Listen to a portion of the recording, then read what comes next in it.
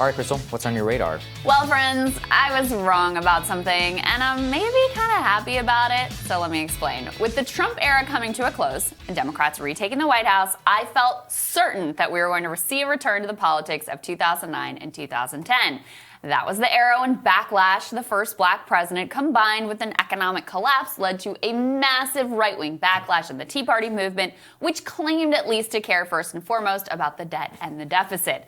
It also was the era of Republican politicians stoking dire concerns about societal collapse if we didn't get spending under control. The Freedom Caucus was formed, debt ceiling brinkmanship was all the rage, and the cursed word sequestration entered our national discourse.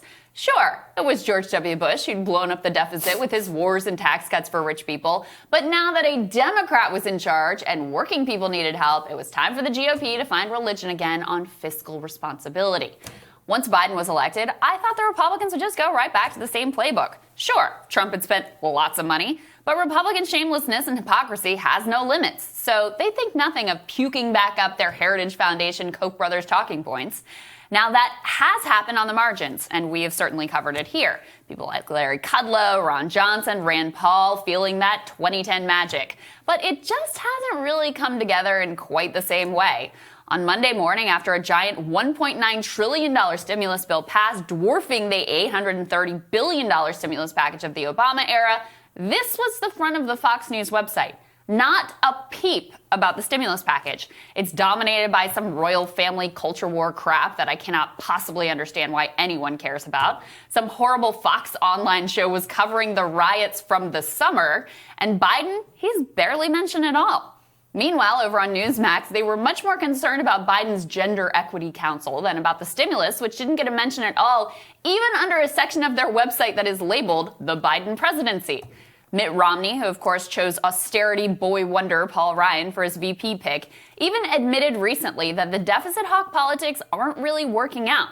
He told the Utah Politics podcast, quote, "When we had a Republican president in House and Senate, we kept on spending massively and adding almost $1 trillion a year to the national debt.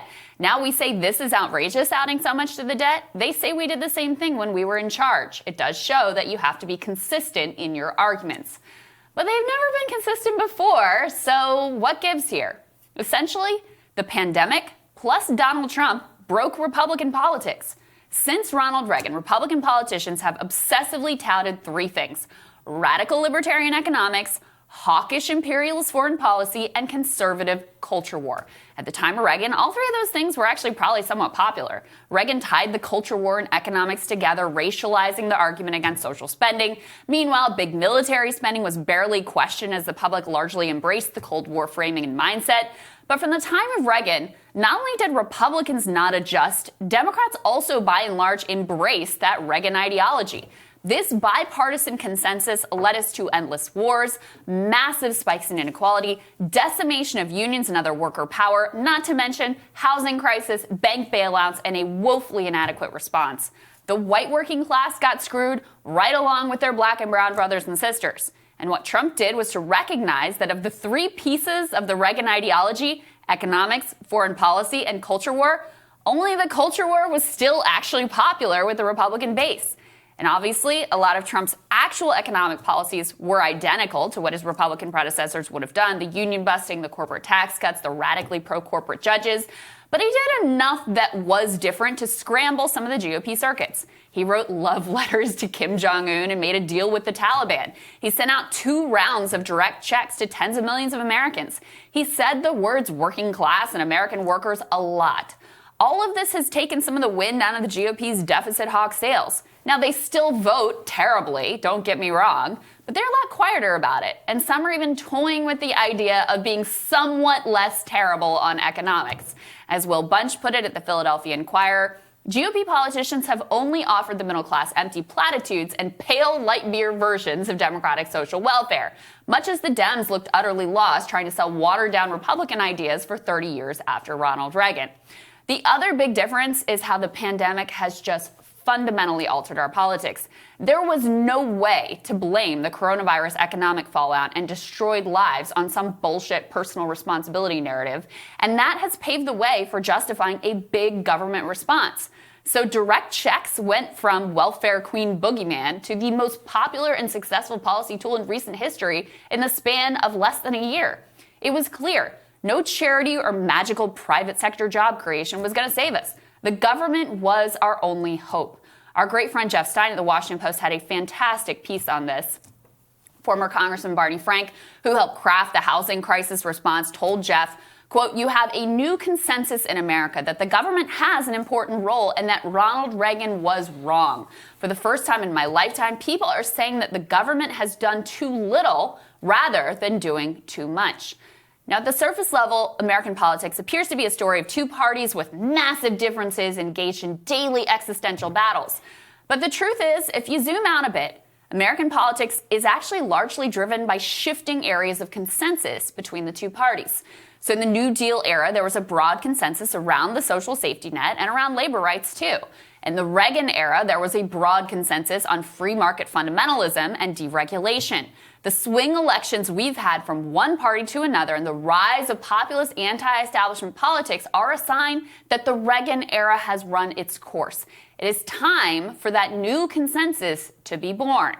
What comes next? Well, it could be an improvement, could be a hellscape. Who knows? But the fizzling of deficit hawk politics is one more sign of its demise, and ultimately it will be far more significant than even this quite significant stimulus bill. And Sagar, this really did go differently than I expected. Yeah. And again, they still vote in exactly the same terrible way, but the energy around cutting the debt and cutting the deficit and, just going all in on that narrative as a way to gin up their base and as a way to secure power, that's kind of dead and gone. And you do see, and we've covered here, look, it's totally inadequate, but people like Romney testing the waters, people like Hawley testing the waters, what could be our version of a minimum wage, what could be our version of a child tax credit.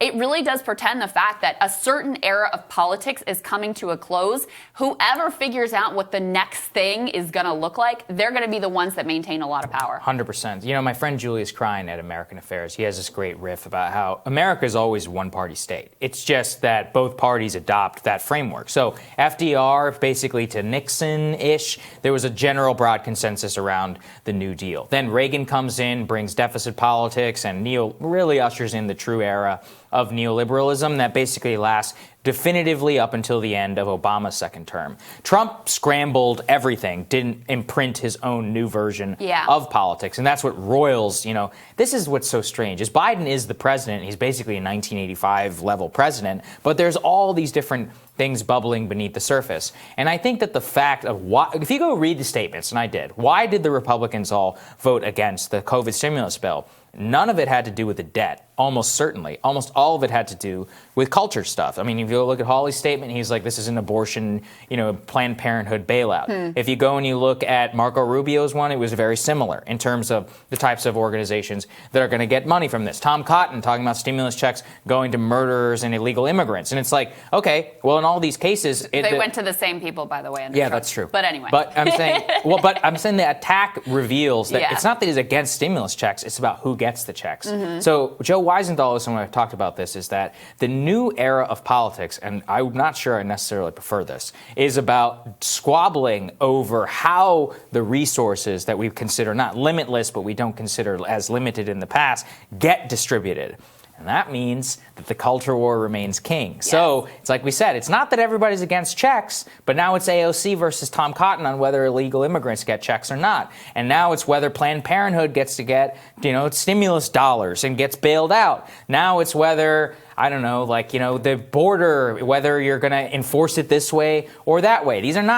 This is not pretty. People should not delude themselves into thinking that we are entering a good age. So maybe Trump, what he did is solidify that he cast aside the deficit stuff, brought culture to the center, and that will essentially be the dividing line of all future policy discussion in the future. Maybe. Yeah. I mean, I think it's really unclear right now. I have no idea. I think that is one potential feature, which is why at the beginning when I was like, I'm kind of happy about it, but I'm not sure. It's because we don't know the direction that it's going in. And the fact that Republicans are less vocal about their terrible foreign policy and terrible economics and more laser focused on the culture war, is that a good thing? I don't know. I mean, it doesn't really Be careful what you wish for. Exactly. It That's what I would doesn't say. necessarily seem like that great of a thing.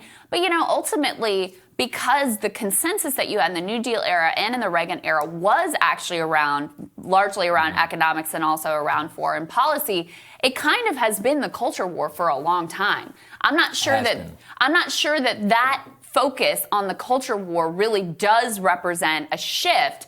If the underlying economic consensus does change to being more communitarian and more distributive, that actually would be an improvement if you take for granted that the culture war has been dominating politics for basically ever. Look, I'd rather be here than there, but I'm not going to say that this is pretty and that it still won't be terrible for a long time. Exactly. But I guess the one thing we can say is that era has ended or is ending, is coming to a close. And right now, the fight is over. Okay, who's going to shape what the next consensus looks like? No, I think that's right. All right, Sagar, looking forward to your radar. That's next.